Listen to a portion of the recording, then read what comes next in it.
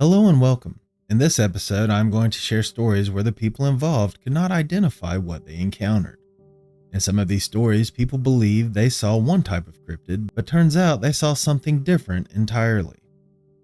These stories include a group of friends who heard terrifying sounds coming from the shore while out on a boat one night, a young man who saw a creature in a tree outside his home, and some friends who experienced something right out of a horror movie with something following them down a path in the park one night. But first, we start with a story where a young man was on his way home one night when he heard a growl and saw what he thought was a regular animal before it stood up onto two legs. Before we get started, I just want to say that a lot of people turn to posting their stories online because they feel like they can't tell anyone and would be seen as crazy if they did. Most people who experience these beings are traumatized and feel the need to unburden themselves, or just have someone who will believe them listen to their story. If you've had an encounter and you feel like you can't tell anyone for fear of being made fun of, ridiculed, called a liar, or any other reason, email me.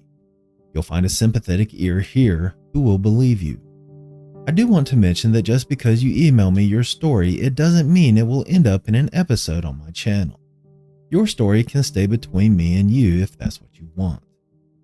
I've also been toying with the idea of doing podcast type episodes where people come on, tell their own stories, and we discuss them. If this is something you'd be interested in me doing, let me know in the comments below. And if you've had an encounter and you'd like to come on an episode and tell your story, email me.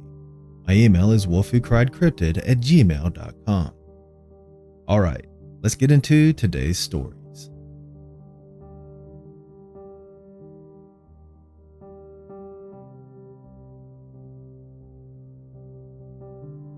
The first story of this episode comes to us from a poster who shared their story just to share it. They weren't looking for advice or asking any questions.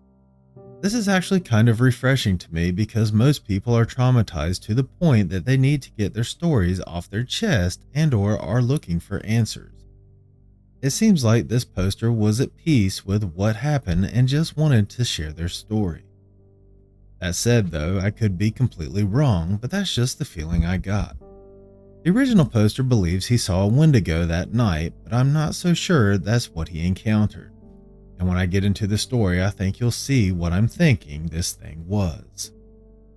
About 2 years before turning to the online community to share his story, he was cruising through a wooded path on his longboard with friends. When it was time to head home, he found himself without a ride, so he decided to walk.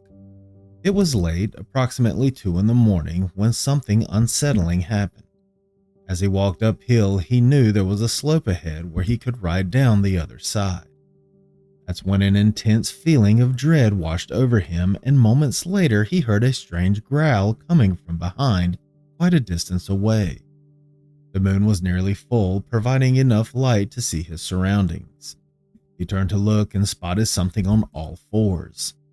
At first he thought it might be a wolf, but then it stood up and towered over him. He mentions that he was 6'2" at the time of the events. In that instant, he realized what he thought it was and took off running. Once he reached the top of the hill, he hopped onto his longboard and sped away without looking back. His instinct kicked in then and he chose to flee.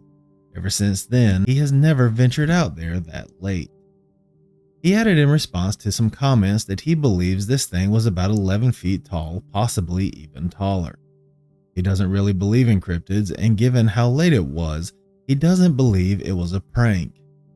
He replies to another user saying he couldn't make out any details. He only glanced back at this thing for a few seconds before he bolted, but it appeared to have fur. Being that he said he initially thought this thing was a wolf and heard a growl, I believe what he encountered that night was a dogman. He mentioned it looks like it had fur too, and Wendigos definitely do not have fur. If you're thinking of a giant creature covered in fur that has a skull for a face, antlers, and hooves for feet, that is not a Wendigo. That's actually what's called a Wachuge. Although they are similar in nature, both being evil spirits who hunt humans and both being of Native American lore, with the Wendigo being of Algonquin legend and lore, and the Wachuge coming from Athabascan legend and lore, they are completely different creatures with completely different appearances. Wendigos are actually a lot closer to looking like crawlers than anything else, truth be told, and a lot of stories I come across, people mistake crawlers for wendigos, which is an easy mistake to make. Wendigos are humanoid in appearance and extremely emaciated. However, they usually have wide mouths with little to no lips, revealing extremely sharp, fang-looking teeth.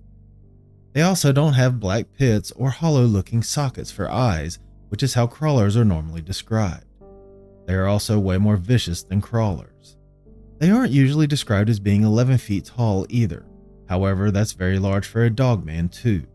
I'm not saying either creature can't be that big because we really can't say for sure, being that no one can be an expert on cryptids. I'm certainly not, and everything I've learned I've picked up from stories I've heard, read on this channel, and more so than anything else, researched myself. But I digress. I believe the original poster saw a dogman that night on his way home. What do you think he saw?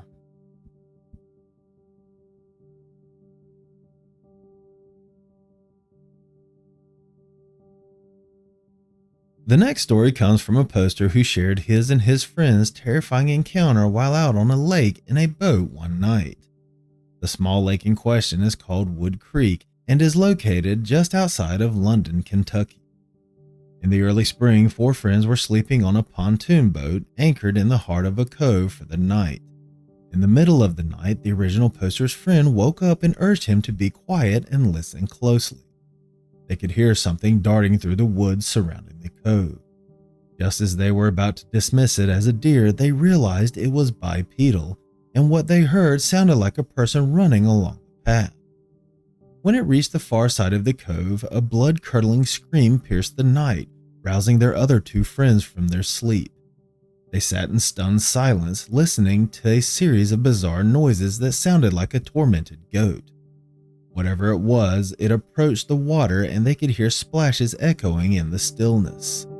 Moments later, the pontoon began to rock violently, the ripples causing significant movement. Then, just as abruptly, everything fell silent for the remainder of the night. He says they were way too nervous to shine a light on the source of the eerie sounds. They agreed that they didn't want to confront whatever was making that terrifying scream or the noises resembling a goat. The following day, they went to explore the area. With it being so dark the previous night and them having no nearby source of light, they struggled to pinpoint where the sounds originated. Despite their best efforts to search, they found nothing that could explain the unsettling occurrences of the previous night.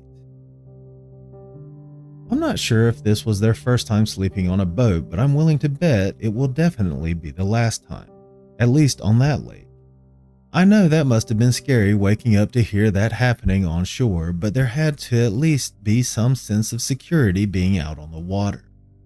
That is, until they started hearing splashing. When I first got to that part of the story, I thought it was going to go in a completely different way, but luckily for them, that was the end of it. If I'm being honest, I'm not sure I would have gone in search of evidence of what happened the next day, even if it was light out.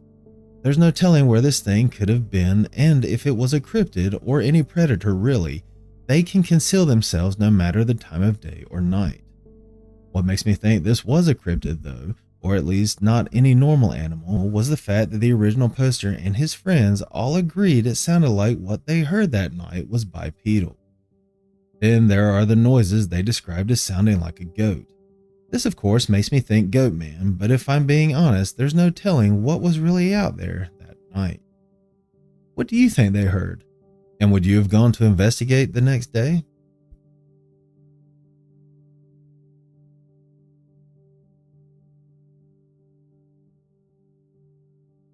The next story comes from a poster who spotted something bizarre in a tree outside his home when he woke up in the middle of the night.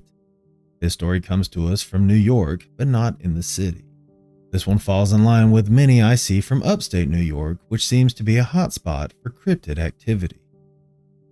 The night before he posted his story online, he woke up around 3 a.m. after going to bed at midnight. Thirsty, he got up to get a glass of water and settled back into his bed while looking out the window. He lived in a densely forested area, which he says added to the atmosphere. As he peered outside, he could see numerous 30-foot tall trees towering over his home, which was perched on a cliff. The view from his window overlooked the cliff, with the trees standing tall right in front of him. And then, suddenly, something unusual on one of the branches caught his attention. Illuminated by the moonlight, it appeared to be a humanoid figure, but its details were obscured by the night.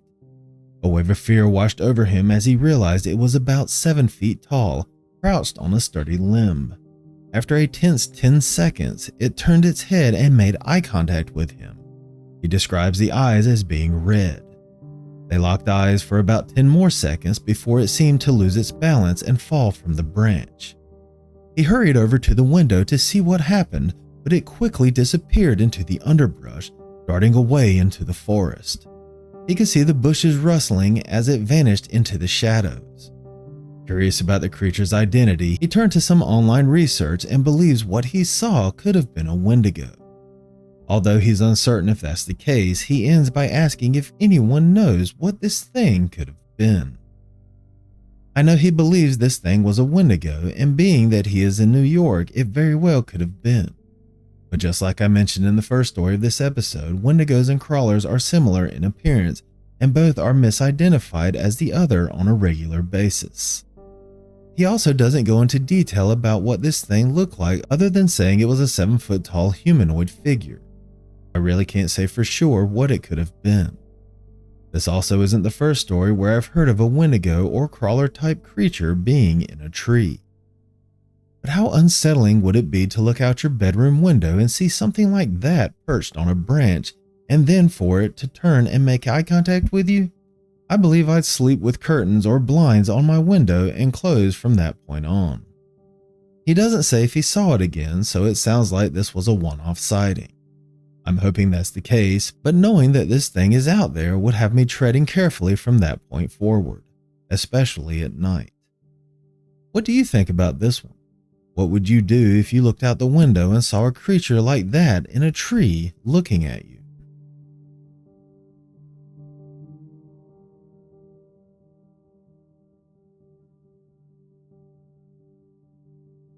The final story of this episode comes to us from a poster who had a horrifying encounter while hanging out with his friends.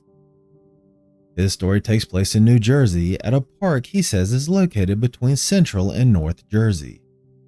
He also adds that he is of Native American descent and believes what he saw with his friends that night was a skinwalker.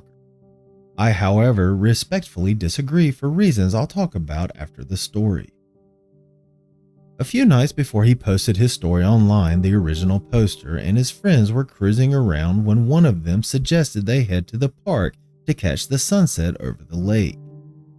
They arrived at the park around 7:15 and made their way to the trail leading to the water. His friend, who he calls Ted, started talking about cryptids and other strange topics, claiming they might run into something unusual since they were on native land. Suddenly, he pointed ahead and they laughed, thinking he was trying to scare them. Then he played a sound clip of a supposed goat man, again trying to scare them. His other friend, who he calls Alex, chimed in saying it sounded like a skinwalker, and they all knew saying that name out loud on native land was a big no-no. He adds here that they were the only ones on the path. A couple of minutes later, after Alex mentioned that name, he glanced back and noticed something was following them. It was tall, thin, and moving slowly in their direction. He muttered an obscenity, and his friends turned to see what he was staring at. He suggested they pick up the pace, feeling uneasy about this mysterious figure that had seemingly appeared out of nowhere.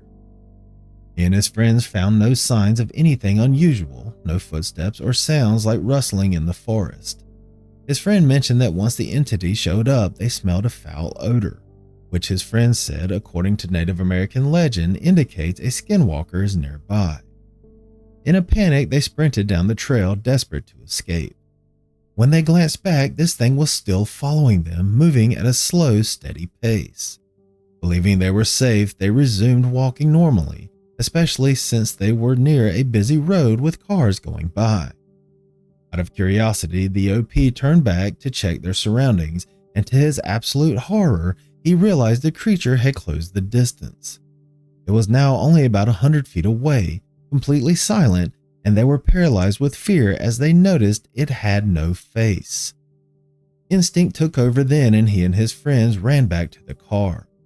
Upon reaching the parking lot, he noticed their vehicle was the only one remaining, and the chilling reality of whatever had been pursuing them sank in. The next day, while he was out walking his dogs near his home, he noticed a cat emerging from the woods and approaching him. Aware that skinwalkers can assume various forms, he decided it was best to head back inside, and later that day he picked up his friend Ted. They had planned to hang out at his place and play video games, but as soon as they arrived, Ted mentioned feeling an overwhelming sense of dread. Being that this was the case, they opted to just drive around instead. During their ride, Ted revealed that he had seen something at the OP's house that looked exactly like what they had seen at the park, describing it as tall, thin, and faceless. Whether it was a skinwalker or some other entity that had been haunting them for days, he hoped he never crossed paths with it again. First things first with this one, I do not think what the original poster and his friends saw was a skinwalker. Even though they were on native land, he doesn't specify which tribe, and skinwalkers are only associated with Navajo people, and usually, I won't say only, but usually seen in the southwest United States and in certain parts of Canada, where there are large Navajo populations. Not to mention the description of this creature, whatever it was, doesn't fit for a skinwalker. I've been saying this a lot lately, but not everything is a skinwalker. The creature in this story sounds more like a crawler or even a wendigo based on the description, but I don't think it was either of these beings. What makes me say this is him describing the entity as being faceless. Now, it could have been that it was just too dark to see this thing's face, but something about this story makes me think this was something else. As for what, I'm not sure. But I do think it was cryptid related due to the foul smell they encountered right as this thing made its first appearance. However, there isn't enough in the description to narrow down just what this could have been. Another thing I want to mention is the hitchhiker effect, as it seems to apply here with this creature following the OP home. For those who may not know, the hitchhiker effect is when cryptids or other paranormal entities attach themselves to someone and follow them home. This usually happens when people go out looking for these things and has happened to a lot of different quote-unquote hunters. The most famous case of this, at least for me, is Scott Carpenter, who went out in search of evidence Sasquatches exist just for them to follow him home and begin harassing him. His neighbors would even tell him they'd see large figures in his yard at night. That's why I always say be careful what you go out looking for, because you never know what you'll catch the attention of, and it might just lead to you going home with an unwelcomed guest. What do you think about this story? And what do you think they saw that night and again later at the OP's home? And that's going to do it for this episode. I hope you enjoyed these stories. If you'd like to hear more stories like these and other types of cryptids, make sure to subscribe to the channel. If you want to send me your story, I'd love to read it. My email is wolfwhocriedcryptid@gmail.com. I will also put it in the description below. With your permission, I may want to use it in an episode. Even if you'd prefer that I didn't share your story on my channel and just want someone to listen, email me. We can privately talk about your encounter. And please remember to keep it civil in the comments section. No one deserves to be ridiculed whether they believe or not. Thank you for listening. I'll catch you at the next episode.